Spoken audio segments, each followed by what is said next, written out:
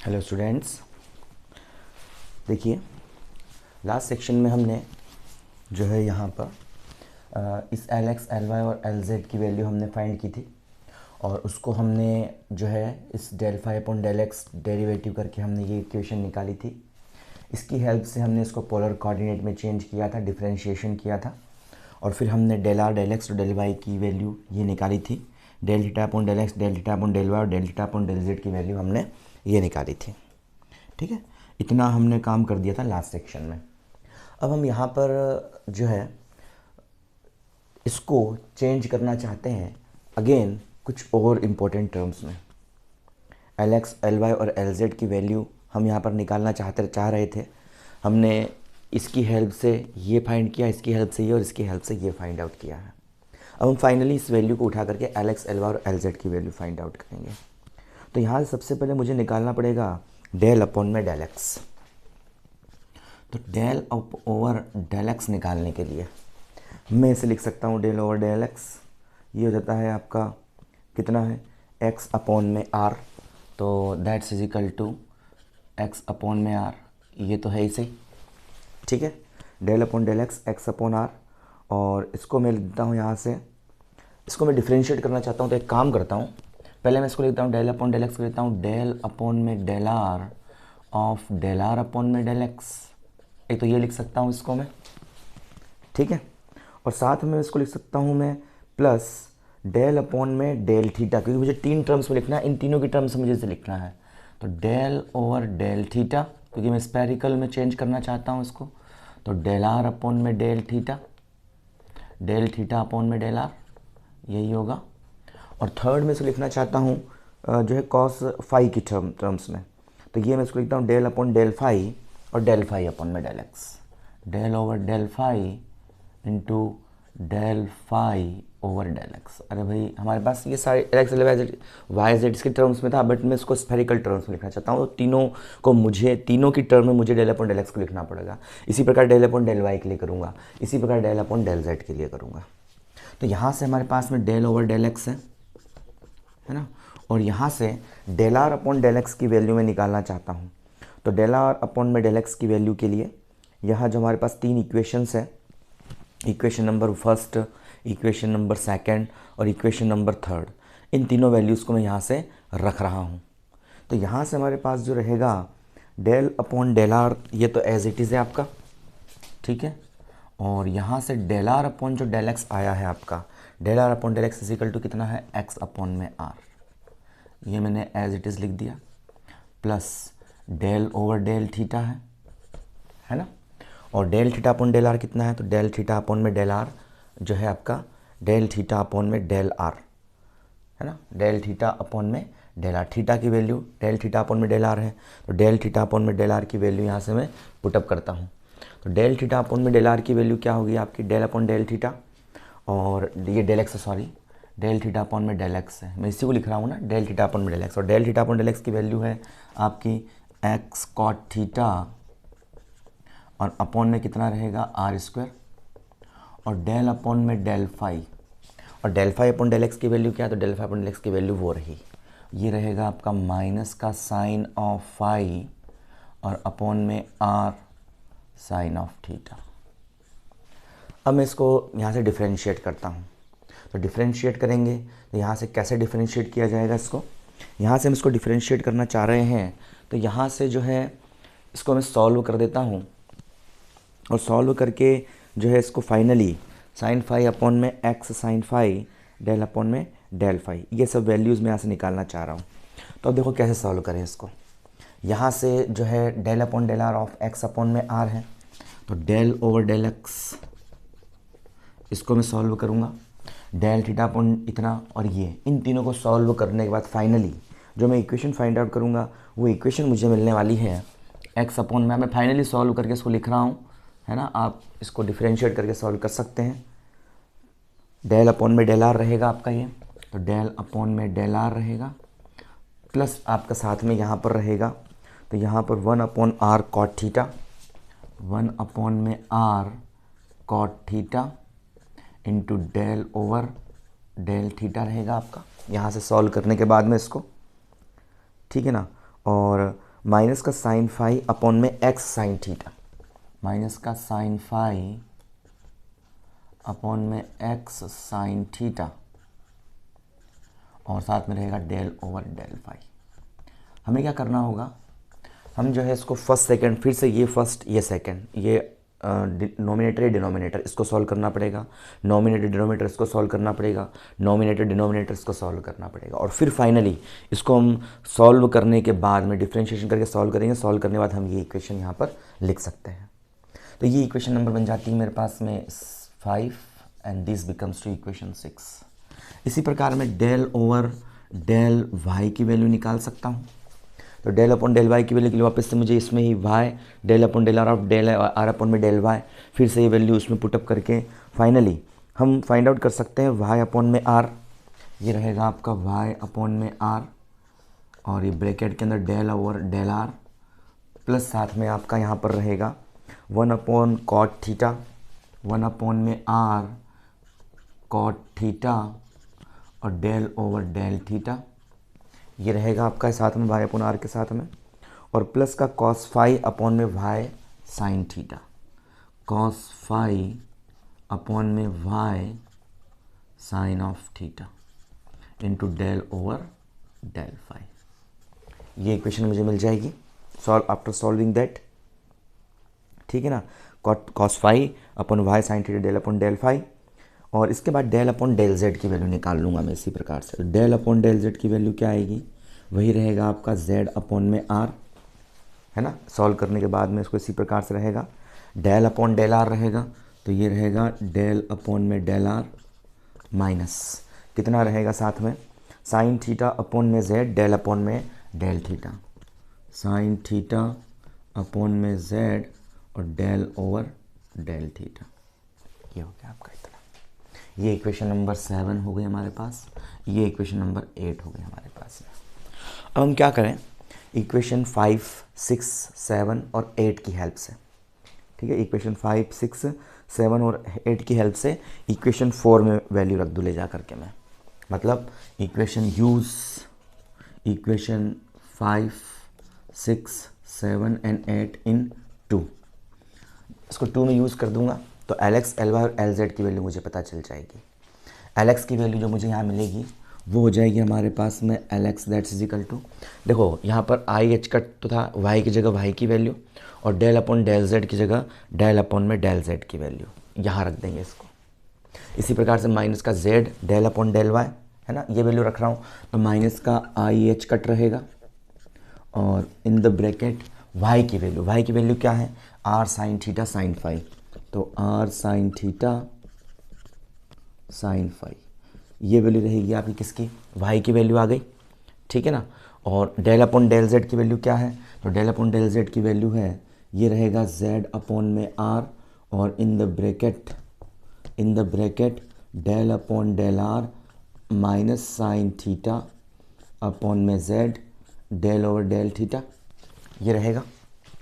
Minus का Z, तो minus का Z की वैल्यू रख दूँ मैं फिर से, Z की वैल्यू क्या है मेरे पास, R कॉस थीटा, तो R कॉस ऑफ थीटा, और in the bracket del upon del Y की वैल्यू क्या है, ये है पूरी, तो यहाँ से इसको रख दूँ मैं y अपॉन में R, है ना, और कितना है ये पूरी टर्म ऐसे की ऐसे, तो मैं रख रहा हूँ यहाँ पर, तो ये बन जाएगा आपका, यहाँ से लिख देता हूँ del over del R plus 1 upon में R cot of del upon del theta, है ना, माइनस का साइन फाई अपॉन में जो कितना हो जाएगा, ये हो जाएगा इतना हो गया, और साइन फाई अपॉन में एक्स साइन थीटा और डेल अपॉन डेल फाई, ये रहेगा आपके पास, ठीक है। इस पूरे को सॉल्व करूँगा मैं, तो ये R से तो आपका यहाँ पे R कैंसिल हो जाएगा, है ना, इस R से ये R कैंसिल हो जाएगा, इसका मल्टीप्लाई इसमें होगा, है ना, और यहाँ से इसका मल्टीप्लाई इसमें भी होगा, इसका मल्टीप्लाई इसमें, इसका सब में मल्टीप्लाई करके हम फाइनली जो LX की वैल्यू निकालूंगा मैं, ये टॉपिक काफ़ी बड़ा हो जाएगा आपका, नहीं तो पिछला टॉपिक भी वीडियो भी इस पूरे में हो चुका है, मैं डायरेक्ट वैल्यू लिख रहा हूँ, आप लोग सॉल्व कर लेना। IH cut sine phi del upon del theta, LX की वैल्यू आएगी IH cut in the bracket ये रहेगा आपका sine phi del upon del theta, sine phi del over del phi. Finally solve करने के बाद मुझे ये इक्वेशन मिलने वाली है, साइन फाई डेल अपॉन में del theta plus cot theta, theta है ये, प्लस कॉट थीटा, और क्या बन जाएगा cot theta cos phi del upon del phi, cos phi del upon del phi. ये cot theta cos phi del upon में del phi, ये value मुझे मिलने वाली है यहाँ से। इसी प्रकार से मैं एल वाई की वैल्यू लिख देता हूँ। तो एल वाई की वैल्यू क्या होगी हमारे पास में, वो हो जाएगी i h cut minus cos phi del upon del theta, i h cut cos phi del upon del theta, minus का है ये, ध्यान रहे, ठीक है, और plus cot theta sine phi del upon del phi, plus cot theta sine phi del upon del phi, bracket बंद, cot theta sine phi del upon में डेल फाई, ठीक है ना, cot theta sine phi del upon del phi, और L Z की value रहेगी minus i h cut del upon del phi, minus का i h cut del over del phi. ये तीन वैल्यूज मुझे मिलती है equation number 9, this becomes to 10 and this becomes to 11। यहाँ पर आप सॉल्व कर सकते हैं, मैंने इसको लास्ट वीडियो में पूरे को सॉल्व करके दिखाया भी था, ये वैल्यूज़ हमने फाइंड की थी। यहाँ पर भी आप इसको जो सॉल्व कर सकते हैं नोमिनेटर डिनोमिनेटर की हेल्प से, और पूरे को सॉल्व करने के बाद ये निकाल सकते हैं। उसी प्रकार से हम वाई की वैल्यू सिमिलरली करके कह देंगे और जेड की वैल्यू सिमिलरली करके कह देंगे। ये वैल्यू आपको डायरेक्ट याद रखनी है। फिर इन इक्वेशंस को सेकंड में यूज़ कर दूंगा, जब वैल्यू रखूंगा तो जो कैंसिल होगा उसे कैंसिल करेंगे, जो बचेगा उसे लिख लेंगे। तो हमारे पास एल एक्स की वैल्यू ये, एल वाई की वैल्यू, मतलब आपका जो L X L Y L Z था ये अभी आपका जो है कार्टेशियन कोऑर्डिनेट के सिस्टम में था, हमने उसको चेंज कर दिया इन सब की हेल्प से जो है पोलर कोऑर्डिनेट सिस्टम की टर्म्स में। तो इस तरह से हम इसको चेंज करके यहाँ पर लिख सकते हैं, क्योंकि आगे वाले टॉपिक्स में इसकी ज़रूरत पड़ने वाली है। अब मैं इस एल जेड की आइगन वैल्यू निकालना चाहता हूँ, तो एल जेड की आइगन वैल्यूज़ क्या आएंगी उनको हम यहाँ डिस्कस कर लेते हैं। तो एल जेड, इसको पूरे को साफ कर देता हूँ मैं, ज़रूरत पड़ेगी मुझे इन तीन इक्वेशंस की, ठीक है, इसे भी साफ कर देता हूँ मैं यहाँ से। ये मुझे इसकी ज़रूरत पड़ने वाली, इसकी और इसकी ज़रूरत पड़ने वाली है, तो इसको मैंने रख लिया। अब एल जेड के आइगन फंक्शन और आइगन वैल्यूज़, जो आपके पास में एल जेड के पे eigen functions and eigen values, हम आइगन फंक्शंस और आइगन वैल्यूज़ की बात करते हैं। तो eigen functions and eigen values क्या रहेंगे, हम ये मान लेते हैं कि जो ऑपरेटर एल जेड के, लेट जो ऑपरेटर आपका एल जेड है, इसके आइगन वैल्यूज़ कितनी है, एम एच कट है, ये क्या है इसकी आइगन वैल्यू है, ऐसा हम मान लेते हैं। इसको हम प्रूव भी कर देंगे अभी। मान लेते हैं एल जेड की eigen value M H cut है, ठीक है, और जिसके रेस्पेक्ट में जो आइगन आपका ऑपरेटर है, वो आइगन ऑपरेटर कितना है, वो मैं ले लेता हूँ फाई एम फाई है ना, इसके रेस्पेक्ट में जो ये आइगन ऑपरेटर है और ये इसकी आइगन वैल्यू है। तो मैं लिख सकता हूँ इसको ऑपरेटर की टर्म्स में कि एल जेड ऑपरेटर किसके ऊपर, फाई एम फाई के ऊपर, तो दैट्स इज इक्वल टू लिख सकता हूँ मैं एम एच कट और फाई एम फाई। ये मैंने इसको ऑपरेटर की टर्म में लिख दिया है, लिख सकते हैं ना भाई, ये आपका ऑपरेटर है और ये आपका फंक्शन है और इसकी आइगन वैल्यू है, जैसे हमने पहले भी किया है। अब हम यहाँ से L Z is equal to कितना है, एल जेड को हम ले जाएंगे, एल जेड को लेना ज़्यादा हमारे लिए ईजी पड़ेगा। तो एल जेड की वैल्यू क्या है, तो वो है माइनस का आयोटा एच कट, जो मैंने निकाल रखी ऊपर वहाँ से, इन स्फेरिकल कोऑर्डिनेट के सिस्टम में निकाल रहा हूँ। पहले आपने कार्टेशियन में भी निकाल चुके हैं उसको, अब हम स्फेरिकल में निकालना चाह रहे हैं। तो ये फाई एम फाई है ना, del is equal to M H cut और फाई एम फाई, ये मैंने ऑपरेटर को यहाँ पर ऑपरेट कर दिया है।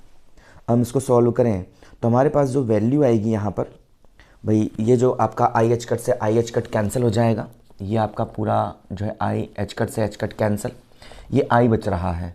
तो मैं यहाँ से इसको लिख देता हूँ माइनस का, एक तो आई है आपका और डेल अपॉन में डेल फाई ऑफ क्या है, फाई एम, फाई है ना, दैट्स इज इक्वल टू, इसको मैं लिख दूँ माइनस का आयोटा स्क्वायर, माइनस कर दिया और आयोटा स्क्वायर माइनस 1 फिर से माइनस प्लस बन जाएगा एम, और ये है आपका फाई एम फाई, ऐसा ही है।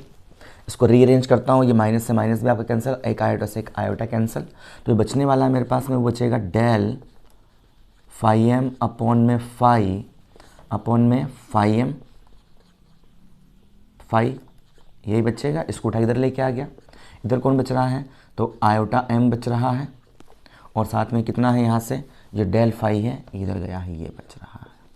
ऐसे लिख सकते हैं इसे भाई, डेल फाई एम अपॉन में फाई ये लिख दिया, और ये डेल फाई मैंने उधर उठा के ले गया।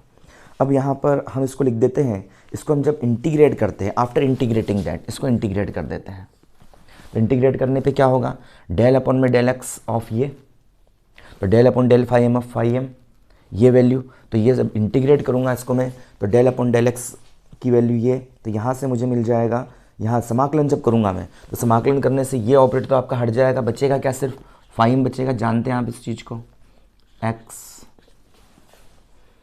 ठीक है, ये ऑपरेटर हट जाएगा समाकलन से, del upon del phi M, ये जो आपका है डेल फाई एम अपॉन में कितना है आपका, यहाँ से ये फाई एम है ना, फाई एम के रिस्पेक्ट में कर रहा हूँ इसको मैं, तो यहाँ से ये ऑपरेटर तो हट जाएगा, मतलब वही आपका 1 upon X D X is equal to log X, ऐसा लिख सकता हूँ इसको मैं। अरे भाई 1 अपॉन में ये x D x log x ये होता है, और इज इक्वल टू ये आयोटा एम बचेगा, है ना, और समाकलन डेल फाई का हो जाएगा आपका फाई बन जाएगा, तो ये फाई बन गया, और साथ में हमने लॉग ई और कर दिया इसमें मल्टीप्लाई। अब ये इसकी पावर में चला जाएगा, तो phi M X that's is equal to कितना बन जाएगा, ई की power of iota M phi, ठीक है ना। साथ में अपन कोई कांस्टेंट इसमें ऐड कर सकते हैं, तो कांस्टेंट में यहाँ से ऐड कर दो, क्योंकि अनडिटरमाइंड आपका इंटीग्रेशन लॉग ए कर दिया इसमें मैंने। अब इन दोनों को ई की पावर ऑफ कितनी है, M log N, log M की पावर एन, तो ये पावर में चला जाएगा, log M into N, log M plus log N, log M into N, और लॉग से लॉग क्या हट जाएगा, तो ये वैल्यू मेरे पास बचने वाली, साथ में ए रहने वाला है, तो ये इक्वेशन नंबर फर्स्ट मेरे पास हो जाती है। यहाँ पर मैं बोल देता हूँ कि ए कोई एक कांस्टेंट है, और इसकी जो वैल्यू हम जो है नॉर्मलाइजेशन कंडीशन से फाइंड आउट कर सकते हैं, और इसकी value normalization condition find out करने पर ए अपॉन में √2π आती है। नॉर्मलाइजेशन कंडीशन हम देख चुके हैं पहले, उस नॉर्मलाइजेशन कंडीशन से हम इसकी वैल्यू को फाइंड आउट कर सकते हैं। ए यहाँ पर कोई कांस्टेंट आपका होता है, ठीक है, तो ये वैल्यू हमारे पास बन जाती है। तो जो इक्वेशन हमारे पास आई है, चलिए इस इक्वेशन को मैं फर्स्ट बोल देता हूँ, ये इक्वेशन फर्स्ट है ना, और जो ये इक्वेशन थी मेरे पास में सेकेंड थी, और इस इक्वेशन को मैं थर्ड बोल देता हूँ, और ये हमारे पास ए की वैल्यू इतनी आती है ना। और ये समीकरण जो आपकी है इक्वेशन नंबर थर्ड, ये एम की ईच वैल्यू के लिए प्रूव होती है ना। एम की कोई सी वैल्यू रख दो आप, इस एम की ईच वैल्यू के लिए ये इक्वेशन क्या हो जाएगी, प्रूव हो जाएगी। बट आपका जो फाई एम क्या है, वेव फंक्शन है, और वेव फंक्शन कैसा होना चाहिए आपका, सिंगल वैल्यूड होना चाहिए। सिंगल वैल्यूड होने से मतलब है कि फाई एम अगर मैं 2π रखूँ तो वो आपका कितना हो जाना चाहिए, 1 के इक्वल हो जाना चाहिए। सिंगल वैल्यूड इसको जाना चाहिए, मतलब 0 रखूँ 2π रखूँ कुछ भी रखूँ, उसकी वैल्यू कितनी हो जानी चाहिए, हमेशा 1 हो जानी चाहिए। तो यहाँ जब मैं वैल्यूज में पुटअप करता हूँ तो फाई एम जो कैसा होना चाहिए आपका, फाई 0 या कह सकते हैं 1 हो जाना चाहिए। तो इस कंडीशन पे ये देखो फाई इसकी जगह मैं कितने रख देता हूँ, एक्स की जगह कितना रख रहा हूँ मैं, 2π रख रहा हूँ, और ये सिंगल वैल्यूड होना चाहिए। तो भाई फाई 0 रखा तो भी 1 हो जाना चाहिए, फाई जो है आपका पाई रखूँगा तो भी 1 हो जाना चाहिए, मैं 2π रख रहा हूँ इसमें, तो फाई 2π क्या हो जाना चाहिए आपका, 1 के इक्वल होना चाहिए, क्योंकि ये एक वेव फंक्शन और सिंगल वैल्यूड इसको होना चाहिए। इसकी दो वैल्यू कभी भी नहीं हो सकती एक पॉइंट के ऊपर।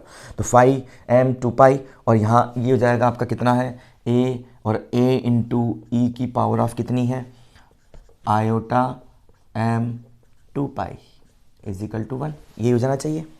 आयोटा एम फाई की जगह कितना रख दिया मैंने, 2π रख दिया, तो ई की पावर ऑफ आयोटा एम 2π ये इज इक्वल टू क्या हो जाना चाहिए आपका, 1 हो जाना चाहिए, है ना।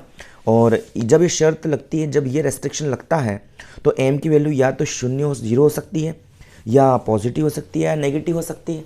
भाई जब इसकी वैल्यू मैं कर रहा हूँ 1 और ए भी कोई कांस्टेंट है, तो नॉर्मली कह सकता हूँ ई की power of iota m 2π is equal to 1। तो एम की वैल्यू या तो 0 हो सकती है, या -1 हो सकती है, या +1 हो सकती है। एम की वैल्यू +1, तो ये ई की पावर आयोटा एम 2 पाई, ये इजिकल टू 1। एम की वैल्यू 0 कर देंगे तो अगेन 1 हो जाएगा, और ई की वैल्यू ये रख दूंगा तो ये अगेन 1 के इक्वल आ जाएगा। तो मतलब एम की 3 वैल्यू हो सकती है, इसके अलावा कोई वैल्यू नहीं हो सकती यहाँ पर, है ना। या तो ये पॉजिटिव हो सकती है, नेगेटिव हो सकती है, या एम हो सकती है, और इंटीजर की टर्म्स में हो सकती है, मतलब -1 -2 ऐसी टर्म्स में ही हो सकती है ये इस रेस्ट्रिक्शन के बाद में। हम इसको बिल्कुल ई की पावर ऑफ एक्स का आपके पास में एक्सपेंशन है, और उसके हायर ऑर्डर के टर्म को अगर कैंसिल मान लें तो फर्स्ट ऑर्डर के लिए मेरे पास में ये इक्वेशन यहाँ पर इसकी मिल जाती है। तो एम की वैल्यू या तो 0, -1 +1 -2 +2 इस टर्म्स में ही हो सकती है, ये कभी भी जो है 1/2 3/2 इस टर्म्स में नहीं हो सकती। कहने का मतलब मेरा इतना है यहाँ पर। तो यहाँ से एम की वैल्यू क्या क्या बन सकती है, तो एम की वैल्यू जो हो सकती है यहाँ से कितनी हो सकती है, मैं कितनी लिख सकता हूँ, 0 -+1 -+2 इस तरह से इस एम की वैल्यू हो सकती है, पॉजिटिव, नेगेटिव या 0। लेकिन ये कभी भी 2/3 इस टर्म में नहीं हो सकती, मतलब ये इंटीजर्स की टर्म्स में ही यहाँ पर हो सकती है, ठीक है ना। और ऑपरेटर LZ के आइगन मान MH क्रॉस होते हैं, इसलिए हम कह सकते हैं भाई हमने इसको प्रूव कर दिया, LZ की ये आइगन वैल्यू है और ये MH कट हो सकती है। M की वैल्यू 1 तो M की वैल्यू 0 तो 0, M की वैल्यू 1 तो ये बन जाएगा आपका H कट, -1 तो -H कट, तो L की वैल्यू MH कट ही हो सकती है, ये हमने यहाँ पर शो किया है। तो इसके रेस्पेक्ट में अगर अपन फंक्शन निकालें तो आइगन वैल्यू क्या हो जाएगी इसकी, L की जो आइगन वैल्यू है वो MH कट ही हो सकती है इंटीजर की टर्म्स में, ऐसा हमने यहाँ पर शो किया है इसको। और इसके रेस्पेक्ट में जो आइगन वैल्यूज़ जो हो सकती है वो आइगन कितनी हो सकती है, आइगन फंक्शन कितने हो सकते हैं, तो φm ये इसका आइगन फंक्शन है ना। और आइगन फंक्शन जिसका बनता है φm 1/√2 पाई और e की पावर ऑफ आयोटा m 5, ये जो हमने निकाल दिया था यहाँ से, ये आइगन फंक्शन। तो ये इसकी आइगन वैल्यू है और ये इसका आइगन फंक्शन है। और m की वैल्यू क्या हो सकती है, पॉजिटिव इंटीजर ही हो सकती है, नेगेटिव इंटीजर हो सकती है, 0 हो सकती है, बट कभी भी 1/2 3/2 की टर्म्स में नहीं हो सकती। और ये हम पहले भी कह चुके हैं, तो पहले वाले नॉलेज को ध्यान रखते हुए हम कह सकते हैं कि MH कट जो आपके इस LZ का आइगन वैल्यू हो सकता है, जिसके लिए आइगन फंक्शन आपका ये मुझे मिलता है, ठीक है। और इसी प्रकार से हम जो है L² और LZ के जो हम आइगन फंक्शन निकाल सकते हैं, आइगन फंक्शन को हम यहाँ से सॉल्व कर सकते हैं। तो इसके लिए हम आइगन फंक्शन निकाल सकते हैं। इसके लिए L² और LZ के जो ऑपरेटर हैं इसके आइगन फलन हम मान लेते हैं। अब हम L² और LZ की बात कर लेते हैं। तो L² और LZ के आइगन फंक्शंस हम निकाल लेते हैं। इसको भी साफ कर देता हूँ यहाँ से। तो अब L², देखो अभी हमने LZ का निकाला था, अब हम क्या कर लेते हैं, L² और LZ इन दोनों के साथ साथ में निकाल लेते हैं आइगन फंक्शंस, ठीक है। अब दो टर्म्स अपन ले लेते हैं, L² और LZ के आइगन फंक्शन और आइगन वैल्यूज़ निकाल लेते हैं। मान लेते हैं अभी एक का लिया था मैंने, LZ का φm लिया था, अब L² और LZ को साथ साथ ले रहा हूँ मैं, और स्फेरिकल इन टर्म्स की हेल्प से हम इसको सॉल्व कर सकते हैं। तो L² और LZ इनके अगर हम आइगन फंक्शंस की बात करते हैं तो इनका आइगन फंक्शंस क्या होगा, मान लेता हूँ मैं YLM है, ये मैं इसका आइगन फंक्शन मान लेता हूँ YLM। और YLM और ये डिपेंड करता है किस किस पर, ये डिपेंड करता है थीटा पर और ये डिपेंड करता है फाई पर। L² क्या होता है आपका, तो L² होता है आपका LX² plus LY² plus LZ²। ये LX था आपका, वो LY था, ये LZ था, इनका स्क्वायर करके सबको ऐड करके हम L² की वैल्यू फाइंड आउट कर सकते हैं यहाँ से, ठीक है ना। तो L² की वैल्यू यहाँ से निकल सकती है, और वो जो L² की वैल्यू हमारे पास आएगी वो आएगी माइनस का H कट स्क्वायर, ये आ जाएगी वैल्यू इसकी माइनस का H कट स्क्वायर। सॉल्व करने पर ये इसका स्क्वायर करेंगे, इसका स्क्वायर करके तीनों को अपन ऐड करेंगे। तो ऐड करने पर ये बनेगा 1/sin theta del theta, 1/sin theta del theta, एक तो ये रहेगा मेरे पास में, और रहेगा sin थीटा del थीटा, इसके अंदर sin थीटा del थीटा, ये वैल्यू रहेगी इसके बाद में मेरे पास में। और इसके बाद रहेगा प्लस का 1/sin² थीटा प्लस का 1/sin² थीटा और del phi स्क्वायर, ये वैल्यू मेरे पास बन जाने वाली है। इन तीनों का स्क्वायर करके जब मैं यहाँ पुटअप करूँगा तो L² की वैल्यू मुझे यहाँ पर ये मिल जाने वाली है। तो इस तरह से हम यहाँ पर इसको सॉल्व करके लिख पाएंगे। तो अब यहाँ पर ये बोल देता हूँ कि मान लेते हैं कि L² और LZ के आइगन फंक्शन में जो LZ का आइगन फंक्शन मैंने अभी प्रूव भी किया था और माना भी था, इसका आइगन वैल्यू कितनी है, इन दोनों का आइगन फंक्शन ये है मिक्स, और इसकी आइगन वैल्यू MH कट है, ये हमने अभी भी कही थी। और L स्क्वायर की जो आइगन वैल्यू है ना, वो मैं लेता हूँ under root of L into L+1 और H अपॉन में 2 पाई या H कट। ये आपका एंगुलर मोमेंटम होता है, और एंगुलर मोमेंटम की जो आइगन वैल्यू होती है 1/L into L+1 into H cut square. Larmor frequency में हमने, आप लोगों ने इसको अच्छे से प्रूव किया है, देखा है लार्मर फ्रीक्वेंसी में, ठीक है ना। तो यहाँ पर इसको हम इस तरह से अच्छे से प्रूव कर सकते हैं, है ना। और इसके लिए जो इक्वेशंस अपन निकालेंगे अगर, तो इसके लिए इक्वेशंस क्या होंगी, तो पहली इक्वेशन बनेगी L स्क्वायर। तो L स्क्वायर के लिए जो इक्वेशन बनेगी आपकी वो कितनी बनेगी, इसको यहाँ साफ कर देता हूँ मैं। L स्क्वायर के लिए जो इक्वेशंस बनेगी हमारे पास में, L स्क्वायर ऑपरेटर है, और इसको ऑपरेट करूँगा मैं किसके ऊपर, इस YLM जो इसका फंक्शन है थीटा फाई, इसके ऊपर मैं इसको ऑपरेट करूँगा इस चीज़ को। तो L square YLM theta phi ये रहेगा हमारे पास में, L square YLM theta phi, इस पर मैं ऑपरेट कर रहा हूँ। तो L into L+1 H cut square, ठीक है ना। ये जब L स्क्वायर कर दूंगा तो ये अंडर रूट हट जाएगा, इसका ध्यान रखें, है ना। L की वैल्यू होती है अंडर रूट में L इंटू L+1 होती है ना। तो यहाँ से जब मैं इसको सॉल्व करूँगा, और ये L की वैल्यू होती है अंडर रूट में L into L+1 H upon में 2 पाई, तो L स्क्वायर की वैल्यू क्या होगी, तो ये बन जाएगा आपका H स्क्वायर और 2 पाई का स्क्वायर। चाहो तो मैं इसको H कट स्क्वायर भी लिख सकता हूँ कि H अपॉन 2 पाई, तो ऐसा भी लिख सकता हूँ इसको मैं, ठीक है ना। तो इक्वेशन शॉर्ट हो जाएगी थोड़ी सी। तो L स्क्वायर ये, और ये रहेगा इसकी eigen value L into L+1 H cut square, और साथ में YLM, और ये रहेगा थीटा फाई। इक्वेशन फर्स्ट आ गई हमारे पास। और इसी प्रकार से LZ के लिए मैं लिख सकता हूँ YLM थीटा फाई, और that's is equal to MH cut और YLM थीटा फाई। ये मैं लिख सकता हूँ इक्वेशन नंबर सेकेंड। दोनों के ऑपरेटर के रूप में लिख दिया। दोनों की जो आइगन वैल्यू इक्वेशंस हैं, आइगन फंक्शन इक्वेशंस है, वो इस प्रकार से यहाँ पर होने वाली है। अब LZ बराबर फिर से कितना होता है, अभी हमने प्रूव किया था कि LZ इज इक्वल टू जो होता है आपका माइनस का iota H cut del over del phi, जो मैंने अभी प्रूव किया भी था, उसको वहाँ पे बताया भी था, ऐसे प्रूव हो जाता है। ये LZ की वैल्यू होती है। तो इस वैल्यू को जब रख कर के ऊपर एंड फ्रॉम 2 अपन 2 में रख के इसको सॉल्व करते हैं, तो अभी अभी हमने प्रूव कर दिया था कि इसकी आइगन वैल्यू कितनी है, MH कट है, अभी भी जस्ट प्रूव किया था, है ना। इस वाली इस तरह प्रूव किया था मैंने अभी। और इसके लिए जो आइगन वैल्यू निकाली थी मैंने फाई एम फाई, ये निकाली थी मैंने फाई एम फाई, और that's is equal to 1 upon में under root 2 pi into e की पावर ऑफ माई आयोटा M5 प्लस का। इक्वेशन नंबर थर्ड यही तो निकाली थी मैंने। इस ऑपरेटर जो ऑपरेट करूँगा, सॉल्व करूँगा, तो ये हमने अभी भी कहा था, ये इसकी आइगन वैल्यू बन जाती है और ये इसका आइगन फंक्शन बन जाता है। इस तरह से हमने इसको प्रूव किया था कुछ देर पहले। तो ये तो हो जाता है अपने पास में ये। और यहाँ पर अगर हम अगली इक्वेशन की बात करें, ठीक है ना, तो हम इसको 2 टर्म्स में तोड़ सकते हैं। YLM को 2 टर्म्स में तोड़ करके हम जो है इसको YLM है, इस YLM को मैं इसके लिए, इस L स्क्वायर के लिए, अब L स्क्वायर के लिए सॉल्व कर रहा हूँ, तो YLM थीटा फाई को मैं 2 भागों में तोड़ रहा हूँ। एक तो मैं तोड़ रहा हूँ इसको जो है म्यू थीटा, है ना, और म्यू थीटा के रूप में तोड़ रहा हूँ इसको मैं, और साथ साथ लिख रहा हूँ इसको मैं, मतलब म्यू LM थीटा, ऐसे म्यू LM थीटा ऐसे लिख देता हूँ इसको मैं, और साथ साथ में लिख देता हूँ इसको जो है फाई एम फाई, ऐसे लिख दूँ इसको मैं, फाई एम फाई। इस प्रकार से 2 इसको वेव फंक्शन मैंने इसको डिवाइड कर दिया, YLM थीटा और फाई एम फाई की टर्म्स में हम लिख सकते हैं, क्योंकि ये आपकी क्या है, आइगन फंक्शन है, और आइगन फंक्शंस को हम इस टर्म में लिख सकते हैं। सुपरपोजिशन प्रिंसिपल को ये फॉलो करता है। तो इस तरह से 2 इसको भागों में लिख दिया मैंने।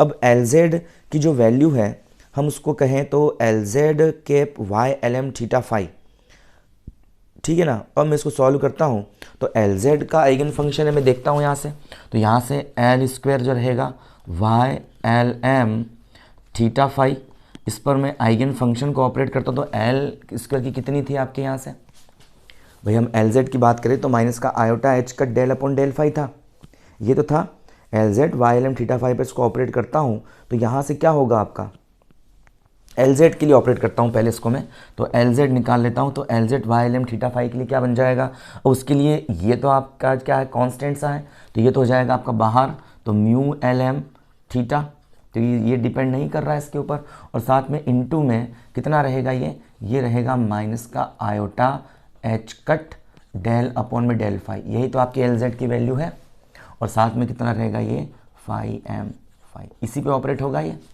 ठीक है ना। LZ की बात कर रहा हूँ, और ये LZ से आपका फ्री है, तो ये बाहर निकल के और LZ को उस पर ऑपरेट करके मैं इसको इस तरह से लिख देता हूँ। और यहाँ से इसको सॉल्व करने के बाद में हम माइनस का iota H cut del upon del phi of phi M, ठीक है ना।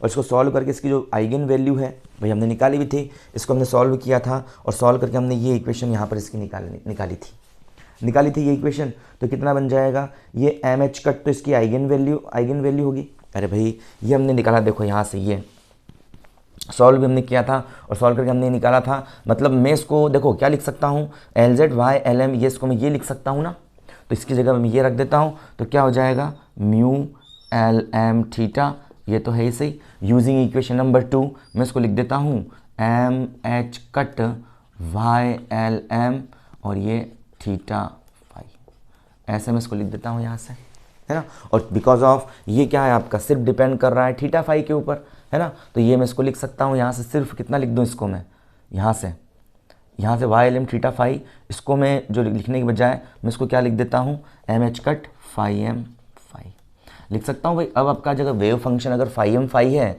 तो क्या बनेगा, Y L Z phi M phi is equal to M H cut phi M phi, लिख सकते हैं इसको हम यहाँ पर, ये फाई कर देता हूँ तो ये वैल्यू हमारे पास बन जाती है, तो ये बनता है एम एच कट तो बाहर और mu L M theta into phi M phi, यही हमारे पास बन जाता है, ठीक है ना। इतना निकालने के बाद में इसको मैं इस प्रकार लिख देता हूँ। अब एल स्क्वायर के लिए सॉल्व करता हूँ, तो एल स्क्वायर का ऑपरेटर हमने इक्वेशन नंबर जो आपकी ये वाली इक्वेशन इसको यूज़ कर देता हूँ, इक्वेशन नंबर इसको बोल देता हूँ 4, तो फ्रॉम इक्वेशन 4 एल स्क्वायर की वैल्यू वो वाली है आपके पास में, ठीक है ना। और जब हम इसको उठा करके रखेंगे इक्वेशन नंबर आपके जो है फर्स्ट में, है ना, तो इक्वेशन नंबर आपकी इन दोनों इक्वेशन को सॉल्व करके मैं यहाँ सॉल्व कर सकता हूँ कि आपका जो है यहाँ से from equation 4 and equation number first, इसमें इसको रख करके मैं इजीली सॉल्व कर सकता हूँ। इजीली सॉल्व करके यहाँ से जो वैल्यू मेरे पास बन जाएगी इसकी, वो वैल्यू कितनी होगी, तो यहाँ से वैल्यू बिल्कुल निकाल सकता हूँ मैं, कितनी वैल्यू बनेगी यहाँ से, तो ये वैल्यू बन जाएगी आपकी सॉल्व करने के बाद में 1 upon sine theta del upon del theta, 1 upon sine theta del upon del theta. अरे इस वैल्यू को यहाँ पर मैं पुटअप कर रहा हूँ, जो कैंसिल होगा वो कैंसिल होगा, जो बच जाएगा उसे हम लिख लेंगे यहाँ से, तो 1 upon sine theta del upon del theta, है ना, साइन थीटा ये रहेगा ब्रैकेट में sine theta del Y L M upon में डेल फाई, ये होगा, ठीक है। उस वैल्यू को यहाँ पुटअप कर रहा हूँ मैं, ठीक है ना, और सॉल्व कर रहा हूँ, तो sine theta Y L M upon में डेल अपॉन डेल थीटा है ये, ठीक है ना। और साथ में क्या रहेगा आपका प्लस का 1 अपॉन में साइन स्क्वायर थीटा, तो 1 अपॉन में साइन स्क्वायर थीटा ये रहेगी वैल्यू, और साथ में कितना रहेगा del two Y L M upon में कितना आ जाएगा, ये बन जाएगा del two Y L M upon में डेल फाई स्क्वायर आ जाएगा आपके पास में, ये वैल्यू निकाल दी, दैट्स इज इक्वल टू ये रहेगा आपका माइनस का एल इंटू एल प्लस 1, ये वैल्यू रहेगी, तो L into L plus 1 into Y L M, ये हमारे पास में कंडीशन आती है, ठीक है ना। तो ये पूरा प्रूव कर देते हैं, और यहाँ पर L की वैल्यू 0 1 2 हो सकती है, और M की वैल्यू कितनी हो सकती, माइनस एल प्लस 1 -1 0 1 वो L -1 L आदि हो सकती है इसके, मतलब Y L M theta phi के लिए जो इस एल स्क्वायर और एल जेड के रेस्पेक्ट में, इस वाई एल एम थीटा के एल जेड और एल स्क्वायर के रेस्पेक्ट में कितनी आइगन वैल्यू मिलती है हमें, तो इसकी आइगन वैल्यू मिलती है L into L plus 1 H cut square, जिसको हमने यहाँ पर कहा है, प्रूव भी किया है, ये आइगन वैल्यूज़ मुझे मिलती है, और एम एच कट मुझे एल जेड के रेस्पेक्ट में मिलती है, और एल स्क्वायर के रेस्पेक्ट में कितनी मिलती है, L into L plus 1 H cut square मिलती है, और L इंटू एल प्लस 1 क्या शो करता है, ये जो है किसी भी जो मूवमेंट करता हुआ इलेक्ट्रॉन है इसके एंगुलर मोमेंटम के स्क्वायर को रिप्रेजेंट करता है, है ना। तो इसको हम जो है इसकी द्वारा इसको रिप्रेजेंट कर सकते हैं और इस प्रकार से जो एल कहलाता है ये एजीम्यूथल क्वांटम नंबर कहलाता है।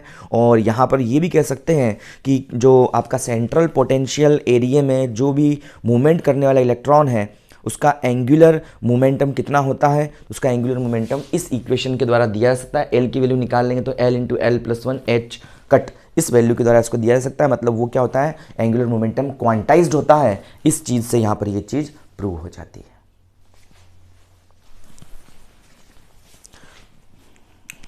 अगले वीडियो में हम बात करेंगे स्पेस क्वांटाइजेशन की, किस तरह से आपका मैग्नेटिक फील्ड के चारों ओर जो आपका LZ मूवमेंट करता है।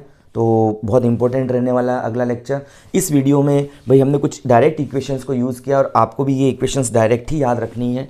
LZ LY और ये LX लिखा था मैंने, L² ये, और इसको आपको पुटअप करके ऐसा ही लिखना है, क्योंकि हम इसको बार बार डिराइव करने बैठेंगे तो टाइमिंग काफ़ी लगेगा।